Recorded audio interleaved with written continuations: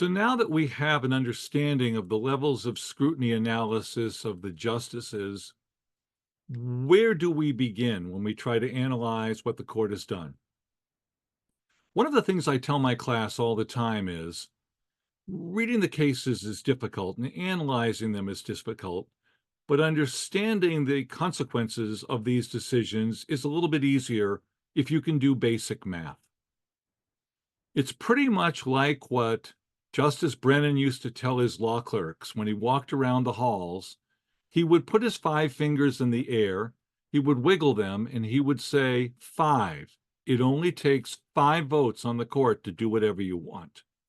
And I tell my students, analyzing the Supreme Court and their decisions is as simple as trying to figure out who the fifth justice is and trying to understand what that fifth justice, the tipping point justice, the median justice, the swing justice on the court is going to do. If you know where the 5-vote alliance comes from, if you know what unites them, if you can see what separates them from the other four, then you can explain what the court is doing.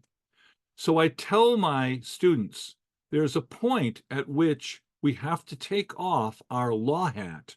We have to stop being pre-law students, and we have to put on our political science or government hat and start to be political analysts of just the group of 9, intra-court politics. And when I try to explain what over 100 years of Supreme Court analysis of the First Amendment political speech area is like, I try to explain to them that it is a shifting balance of the political and ideological orientations of the 9 members of the court from the earliest days in 1907 until whatever year we are analyzing the court now.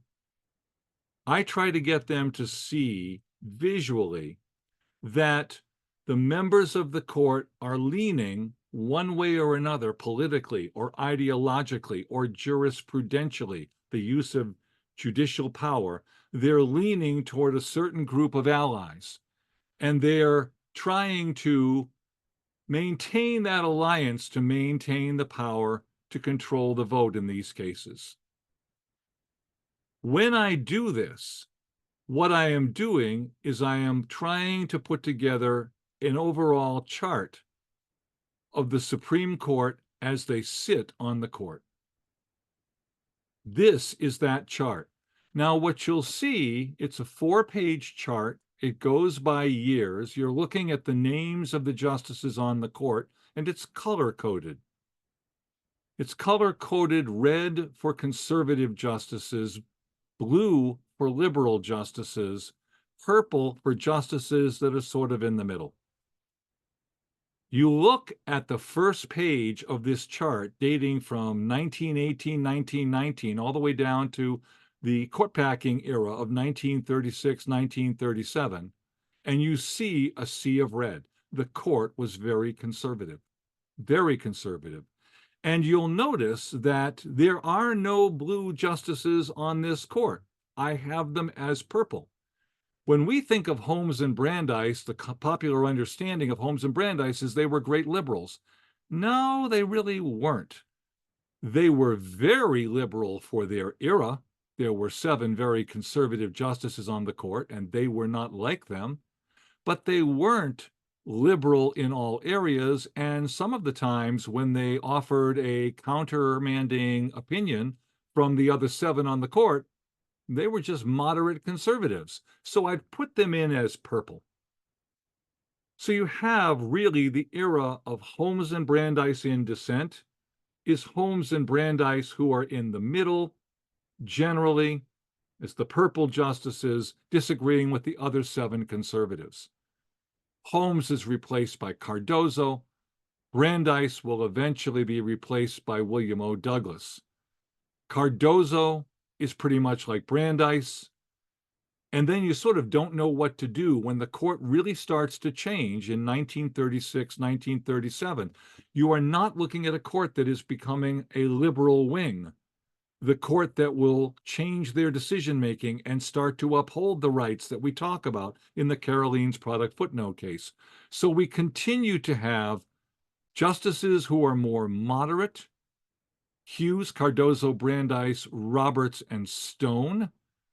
But they're only more moderate in the sense that they are not like the ultra-conservatives. They are not liberals on the court. That leads us to the second page, and note the difference. When we start from 1937 to 1938, when Franklin Roosevelt starts to pack the court with what will eventually be 8 newly changed positions on the court and an elevation of Harlan Fiske Stone to the Chief Justiceship, look how much blue we see. In the 1940s, we are now looking at a court that is completely reversed. From 1941 to 1945-46, we now have only 3 conservatives on the court: Frankfurter, Reed, and Roberts, and we have 6 liberals on the court. And Murphy and Douglas and Black are really quite liberal. And then in the 1943-44 era, Rutledge and Murphy are the most liberal. Douglas and Black are less liberal. And then Jackson, from time to time, is voting with the liberals, but not all the time. That court contrasts greatly with the court you see at the bottom of this page. You now have, in the 1960s, the late Warren Court, activist, liberal, revolutionary court. You look at that court visually, and you can see there's only 3 conservative justices on the early to mid to later 1960s court. And then you look and see that that is reduced to 2 conservative justices in 1967-68. It is a very liberal court. It's when free speech and freedom of religion and freedom of the press is protected in a much larger fashion. Contrast the balance of this court with what we see now on page 3, the 1968-69 court going to the 1998-99 court. Now you have a court that is changing by adding conservative members to the court, dating in the 1970 era. From 1970 to the present day, I think it is roughly 5 justices of the, I believe it's 17 or 19 that were appointed in that era, and only less than half a dozen of them are in fact appointed by the Democratic presidents, Democratic Party presidents. The others are all appointed by the Republican conservative presidents. Now, they don't always become the conservatives that the president wanted. Harry Blackmun, John Paul Stevens become quite liberal. Lewis Powell becomes more moderate and allies with the liberals from time to time. So it's a much different era for the court visually. And the best way to understand getting to 5, which is my shorthand way of teaching my students, when you look at a case, start with what year that case was decided. Look at this chart, see who the justices were on the court in that year, see how they line up politically, what color are they on this chart, and get a sense of, given the issues in this case, which way do I think the 5 votes on that decision will line up. And from 1974 until 2020, it becomes much easier because we have the balanced Supreme Court. 4 justices on the liberal side, 4 justices on the conservative side, and a justice in the center, usually always the same one, who is going to be the median or the tipping point justice. This is the 5th vote. However they line up, that's which wing of the court is going to win. That's what I started with in my toolbox. So really from 1972-73 until 1987, all I really need to know is what Lewis Powell is going to decide. If I know how Lewis Powell is going to vote, he is the purple median tipping point justice, sometimes called the swing justice. Sometimes he votes with the liberals, sometimes he votes with the conservatives. Usually he tries to find a compromise decision that will give something to each side. He stayed right in the middle of the court. As he did that from 1981 to 1987 when he retired, he was teaching the then very conservative Sandra Day O'Connor, this is how you run the court from the middle. If you can figure out a way to move to the middle where I am, you can control this court. And Sandra Day O'Connor was someone who had been the majority leader of the Senate in Arizona, the first woman to be a majority leader of the Senate in Arizona.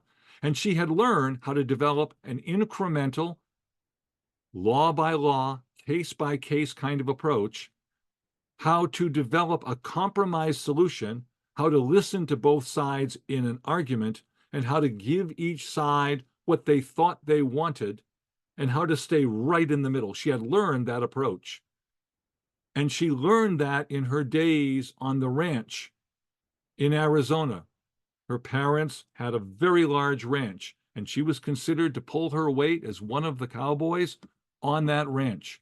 She learned that she had to do the hard work to give everybody a piece of what they wanted.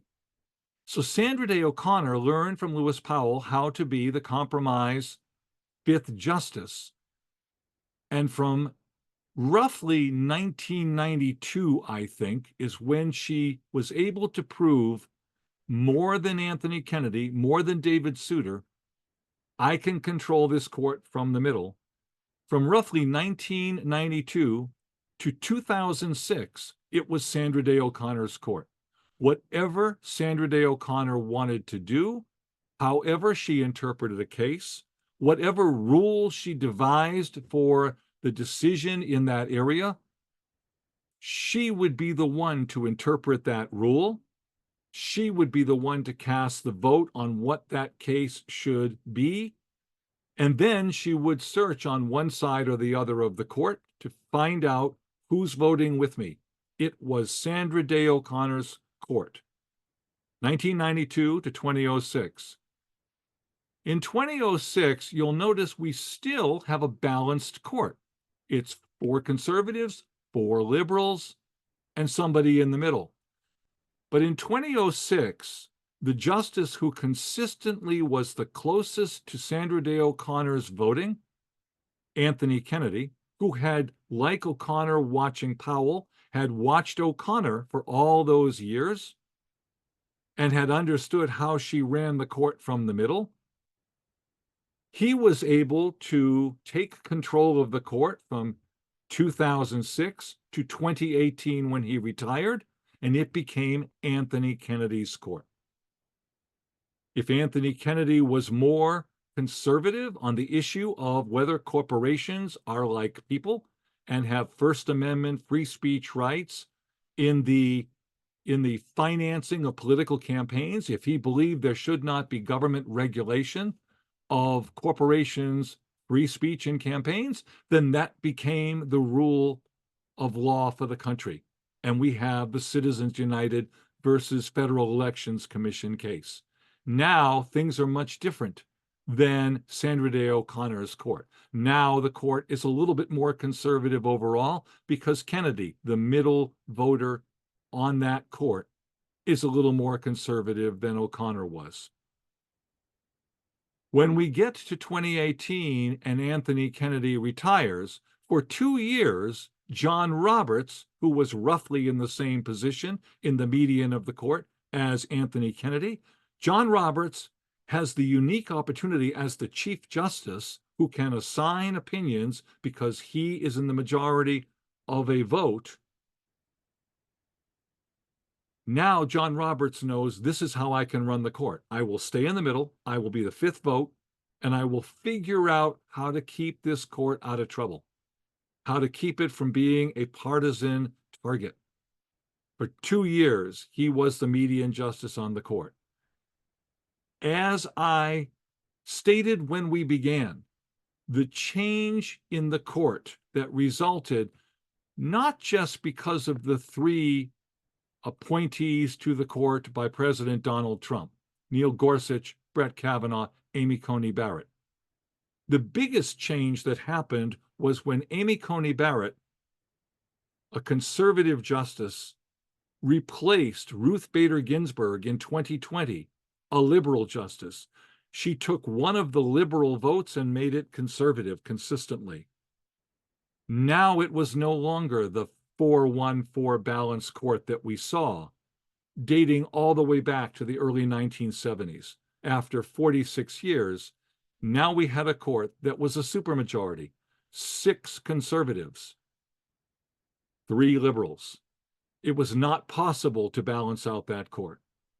And in fact, as I mentioned before, in the abortion case out of Mississippi, the Dobbs case, we saw the Chief Justice, who had been in the middle of the court for 2 years after the retirement of Kennedy, the Chief Justice could not control the 5 conservative justices on the court, and he actually wrote a different concurring opinion, a separate opinion from what they were doing.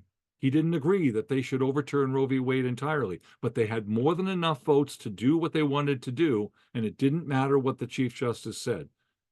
So that is the biggest way to interpret how different the court is from 2020 on to the present, and who knows how long into the future. So when you get a case, start with the year. Look at who's on the court. Look at what the balance of the court appears to be. Recalibrate your understanding to, was that the balance that existed in this area of law on this issue? What was the balance on this issue in this area of law? And then read the case to see whether it matches up with your analysis. It will help you to begin to understand who's on what side. Then when you start to look at what are the levels of scrutiny being articulated by each side, and when you compare it to the author of the opinion, how are they figuring out a way to get 5 votes on their side? You've used both political and legal analysis to understand the beginning point of analyzing a case.